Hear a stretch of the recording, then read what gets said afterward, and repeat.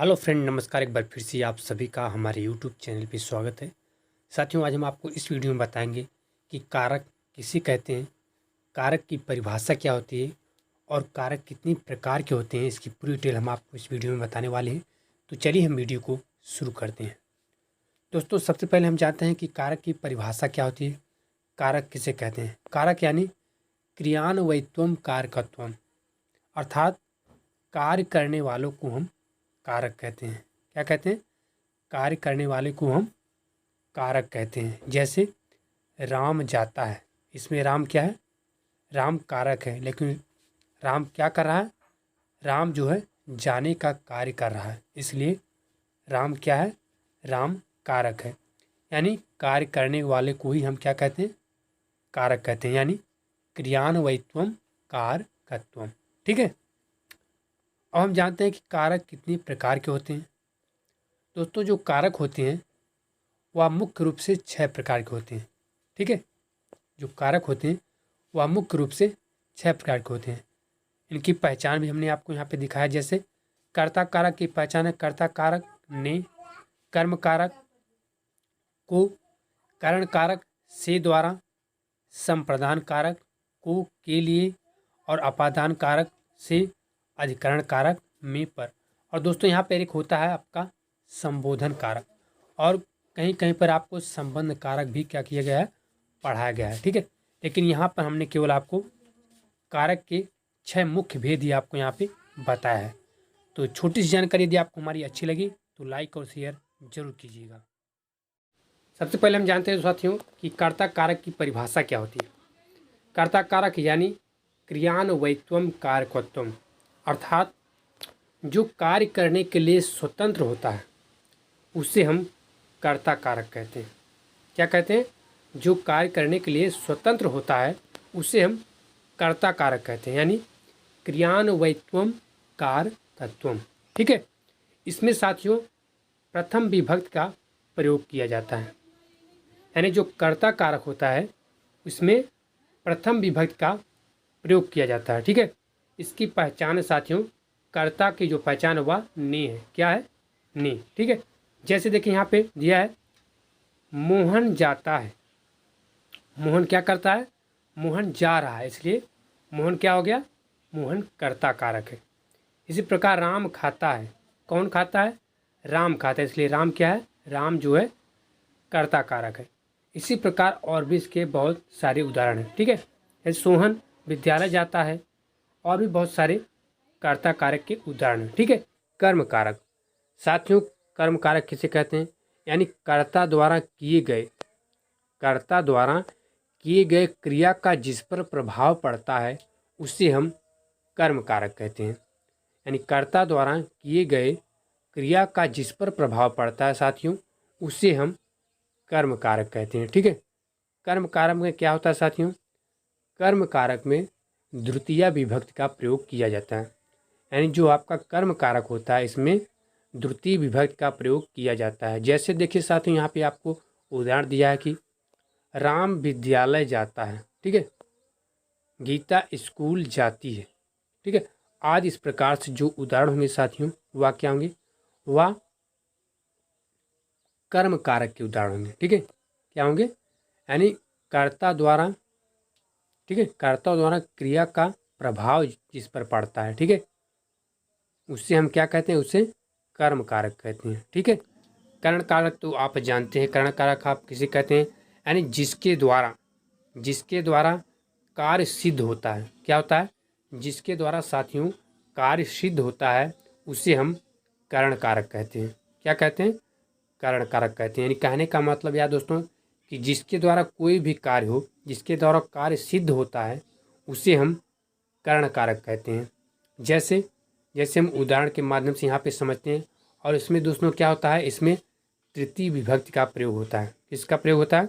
इसमें आपका जो है जो तृतीय विभक्ति होती है उसका प्रयोग किया जाता है। जहाँ पर भी करण कारक होता है उसमें तृतीय विभक्ति का प्रयोग किया जाता है। ठीक है।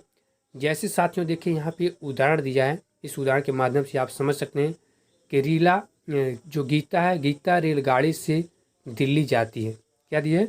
यहाँ पे उदाहरण आपको दिया है, रीता रेलगाड़ी से दिल्ली जाती हैं, ठीक है। तो गीता जो है किससे दिल्ली जा रहे हैं? रेलगाड़ी से, ठीक है। तो रेलगाड़ी से दिल्ली जा रहे हैं, यानी जिसके द्वारा कार्य सिद्ध हो रहा है, तो रेलगाड़ी के द्वारा कार्य सिद्ध हो रहा है, इसलिए रेलगाड़ी क्या हुआ? रेलगाड़ी साथियों कारण कारक है। कौन सा कारक है? कारण कारक है, ठीक है। तो जिसके द्वारा कार्य सिद्ध होता है उसे हम कारण कारक कहते हैं, उसी को हम कारण कारक क्या है? कारण कारक की यही परिभाषा होती है, ठीक है। साथियों संप्रदान कारक, कर्ता अपने कर्म से जिसको कुछ देना चाहता है, कर्ता अपने कर्म से जिसको कुछ देना चाहता है अथवा देने का प्रयास करता है उसे संप्रदान कारक कहते हैं, ठीक है। यानी कर्ता अपने कर्म से जिसको कुछ देना चाहता है या फिर देने का प्रयास करता है उसे हम संप्रदान कारक कहते हैं। इसमें दोस्तों जो संप्रदान कारक है इसमें चतुर्थी विभक्ति का प्रयोग किया जाता है। कौन सी विभक्ति का? इसमें साथियों चतुर्थी यानी चौथी विभक्ति का प्रयोग किया जाता है। जैसे साथियों यहाँ पे देखिए उदाहरण दिया है आपका, राजा ब्राह्मण को वस्त्र देता है। क्या देता है? राजा ब्राह्मण को वस्त्र देता है। यहाँ देखिए देने का प्रक्रिया आ रहा है कि राजा ब्राह्मण को क्या दे रहा है? वस्त्र दे रहा है, इसलिए इसमें संप्रदान कारक है। इसीलिए इसी प्रकार ब्राह्मण जैसे हो गया, इसी प्रकार राजा ब्राह्मण को भिक्षा देता है, और भी कई सारे इसके बहुत सारे उदाहरण हैं। अपादान कारक, जहाँ किसी स्थिर वस्तु से अलगाव होता है, ठीक है, उसमें अपादान कारक होता है। यानी जहाँ किसी स्थिर वस्तु से अलगाव होता है उसमें अपादान कारक होता है साथियों, ठीक है।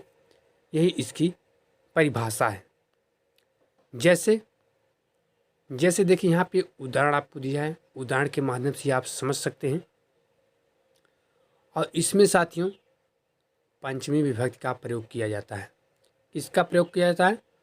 इसमें पंचमी विभक्ति का प्रयोग किया जाता है। जैसे देखिए यहाँ पे उदाहरण आपको दिया है, बालक घर से विद्यालय जाता है। तो बालक कहाँ से विद्यालय जा रहा है? घर से। यहाँ देखिए घर से अलगाव हो रहा है, ठीक है। घर से क्या हो रहा है? घर एक स्थिर वस्तु है, इससे अलगाव हो रहा है, इसलिए इसमें अपादान कारक है। तो संबंध कारक, साथियों जो हमें किन्हीं दो वस्तुओं के बीच संबंध का बोध कराते हैं या फिर संबंध का ज्ञान कराते हैं उन्हें हम संबंध कारक कहते हैं। यानी जो हमें किन्हीं दो वस्तुओं के बीच में संबंध का बोध कराते हैं उन्हें हम संबंध कारक कहते हैं। जैसे साथियों जैसे यहाँ पे देखिए उदाहरण दिया है, आप उदाहरण के माध्यम से समझ सकते हैं। जो संबंध कारक होता है साथियों, संबंध कारक में जो इसमें षष्टमी यानी छठी जो संबंध कारक होता है साथियों, इसमें छठी विभक्ति का प्रयोग किया जाता है। छठी का मतलब षष्ठी भी इसे हम कहते हैं, तो षष्ठी विभक्ति का इसमें प्रयोग किया जाता है साथियों, जो संबंध कारक होता है। हिंदी में टोटल आपकी 8 कारक होते हैं, ठीक है। तो साथियों जैसे देखिए यहाँ पे उदाहरण आपका दिया है, यह किशन का मोबाइल है। यह किशन का मोबाइल है। यहाँ पे देखिए किशन और मोबाइल के बीच में संबंध है, इसलिए इस उदाहरण में संबंध कारक है। यहाँ देखिए अधिकरण कारक की परिभाषा है साथियों कि कर्ता के क्रिया करने का जो आधार होता है, कर्ता के क्रिया करने का जो आधार होता है उसे हम अधिकरण कारक कहते हैं। क्या कहते हैं? उसे हम अधिकरण कारक कहते हैं। यानी कहने का मतलब यह साथियों कि कर्ता के क्रिया करने का जो आधार होता है उसी को हम अधिकरण कारक कहते हैं। जैसे साथियों जैसे देखिए यहाँ पे आपको उदाहरण दिया है, उदाहरण के माध्यम से आप समझ सकते हैं। और साथियों एक बात और हम आपको बता दें कि जो आपका अधिकरण कारक होता है इसमें सप्तमी विभक्ति का प्रयोग किया जाता है। कौन सी विभक्ति का? सप्तमी विभक्ति का इसमें प्रयोग किया जाता है। जैसे देखिए यहाँ पे उदाहरण भी आपको दिया है, सोहन गांव में रहता है। सोहन कहाँ रहता है? सोहन गांव में रहता है। मोहन गांव में रहता है। मोहन दिल्ली रहता है। और भी बहुत सारे इसके उदाहरण हैं, ठीक है। साथियों संबोधन कारक, ऐसे शब्द जिनके माध्यम से किसी को बुलाने, पुकारने और बोलने का बोध कराया जाता है। यानी ऐसे शब्द जिनके माध्यम से किसी को बुलाने, पुकारने और बोलने का बोध कराया जाता है, उन्हें हम संबोधन कारक कहते हैं। उन्हें क्या कहते हैं साथियों? उन्हें हम संबोधन कारक कहते हैं। यानी ऐसे शब्द हों जिनके माध्यम से हम किसी को बुला सकें, पुकार सकें या फिर बोल सकें, उन्हें हम संबोधन कारक कहेंगे। जैसे साथियों, जैसे यहाँ पे देखिए उदाहरण आपको दिया है, इसमें अष्टमी विभक्ति का प्रयोग होता है। जो आपका संबोधन कारक होता है साथियों, इसमें अष्टमी यानी 8वीं विभक्ति का प्रयोग किया जाता है।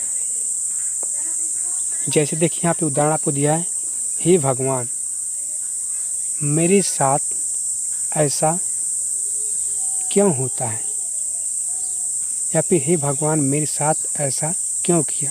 यहाँ पे देखिए, यहाँ पे संबोधन का चिन्ह भी होता है। जैसे हे भगवान के आगे संबोधन का चिन्ह दिया है, तो इस प्रकार से संबोधन का चिन्ह भी होता है। तो आप इसके माध्यम से बहुत आसानी से संबोधन कारक को पहचान सकते हैं, कहीं पर भी यदि पूछा जाता है तो साथियों, यदि आपको हमारी छोटी सी वीडियो अच्छी लगी तो आप हमारे वीडियो को लाइक और शेयर जरूर किया। इस वीडियो में इतना ही साथियों, नमस्कार।